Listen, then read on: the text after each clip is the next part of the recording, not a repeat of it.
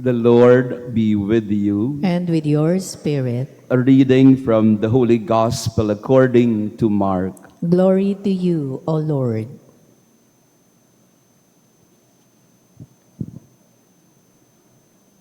Jesus went to the district of Tyre. He entered a house and wanted no one to know about it, but he could not escape notice. Soon a woman whose daughter had an unclean spirit heard about him. She came and fell at his feet. The woman was a Greek, a Syrophoenician by birth, and she begged him to drive the demon out of her daughter. He said to her, "Let the children be fed first, for it is not right to take the food of the children and throw it to the dogs." She replied and said to him, "Lord, even the dogs under the table eat the children's scraps." Then he said to her, "For saying this, you may go. The demon has gone out of your daughter." When the woman went home, she found the child lying in bed and the demon gone. The Gospel of the Lord. Praise to you, Lord Jesus Christ. Please be seated. Praise be Jesus Christ. Now and forever. Magandang umaga, mga kapatid. Pakibati nga ng good morning din ng ating mga kasama. Ngayong umaga po, may I acknowledge the presence of our beloved property administrators in charge of the temporal goods of the church in the different dioceses. Thank you for coming to Mass. Pwede pong tumayo po kayo, yung ating pong mga sa properties na nandito ngayon. Yan. So maraming salamat. At gayon din po kay Father Arnold, a good friend, si Father Arnold po, yung poging-poging pare doon sa gilid. Yan. So, yan, siya po ay kasama natin ngayong umaga. To our online parishioners, thank you for praying with us this morning.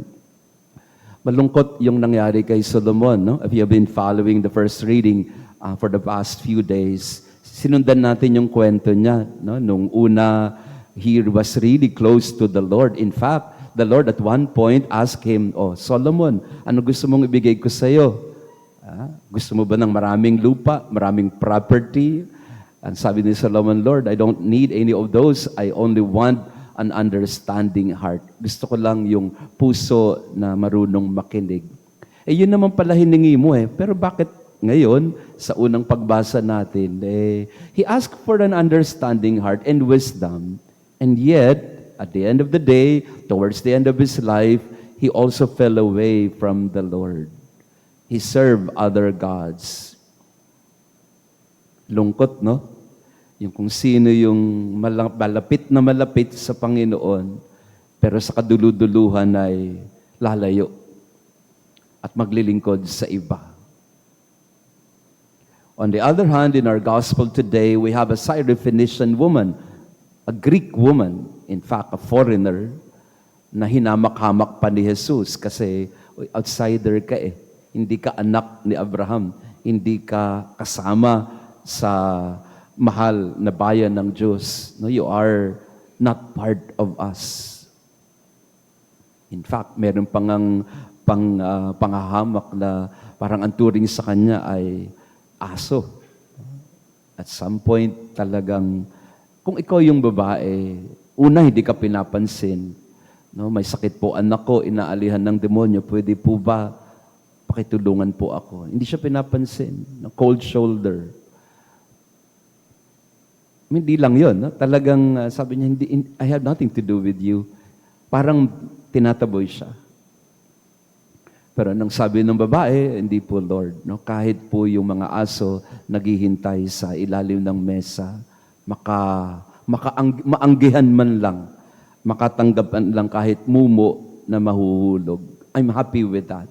I don't need everything. I just want you to listen to my prayer for the healing of my daughter.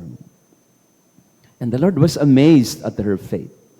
Grabe ang pananampalataya ng foreigner na ito.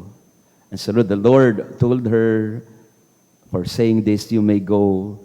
The demon has gone out of your daughter." So nakita natin yung contrast nung si Solomon, malapit, biglang lumayo. Yung babae, tagalabas, pero napakalapit sa puso ng Diyos. Ibig sabihin, wala ho sa antas ng pamumuhay ang paglapit sa Diyos. Solomon, hari na yan eh. Anak na ni David yan. Pero lumayo pa din. So faith is not really about entitlement. Faith is really about your choice to stay with the Lord, staying with the Lord. As Mother Teresa would tell us, the Lord does not want us to be successful. He wants us to be faithful. Fidelity. That's the only thing the Lord wants of us. He does not want, any perhaps accomplishment from us na, Lord, naipundar ko ito, napatayo ko ito, paalala sa mga taga-properties, no? So minsan ganoon ang ating pagtindingin sa ating ministry na, Lord, ang dami kong napatayong simbahan. Lord, marami akong nagawa. Maganda rin naman yon, no? Sa aming mga pari, oftentimes that is our metric for success in our ministry. Masaya akong pari kapag napatayo ko yung basilika. Masaya akong pari kapag napaayos ko yung simbahan, which is really good. Dapat naman talaga namin ginagawang mga pari. Pero sometimes, maayos ang simbahan, malayo ang loob ng mga tao sa Panginoon. At sa amin din mga pari, nangyayari yon. Maayos ang aming accomplishment, ang aming resume, pero malayo ang puso sa Panginoon. Katulad ni Solomon. Sa ating misa ngayong umaga, siyasatin natin ng ating mga puso. Meron bang pagtitiwala? Meron bang fidelity? Meron bang katapatan sa Panginoon sa gitna ng ating mga pagsubok sa buhay o mga pinagdadaan ng paghihirap? Let us pray that all of us may not only become successful in what we do. Yes, we're after success. Maganda rin naman yun. But really, at the end of the day, we ask the Lord, Lord, make our hearts faithful to you. Praised be Jesus Christ. Now and forever. Let us pray. O God, who bestowed on Blessed Maria Goretti a crown among the saints for her twofold triumph of virginity and martyrdom, grant, we pray, through the power of this sacrament, that bravely overcoming every evil, we may attain the glory of heaven through Christ our Lord. Amen. Maraming salamat po ulit sa inyong pagdalo sa ating banal na misa, and to our online parishioners, thank you also for praying with us. After the Mass, we will have our veneration of the relics, and we will also have a healing prayer, and Sister Flora will help us in our prayer for the sick after the Mass. The Lord be with you. And with your spirit. And may our loving God bless you and your family, the Father, the Son, and the Holy Spirit. Amen. Our Mass has been offered. Go in peace to love and serve the Lord. Thanks be to God.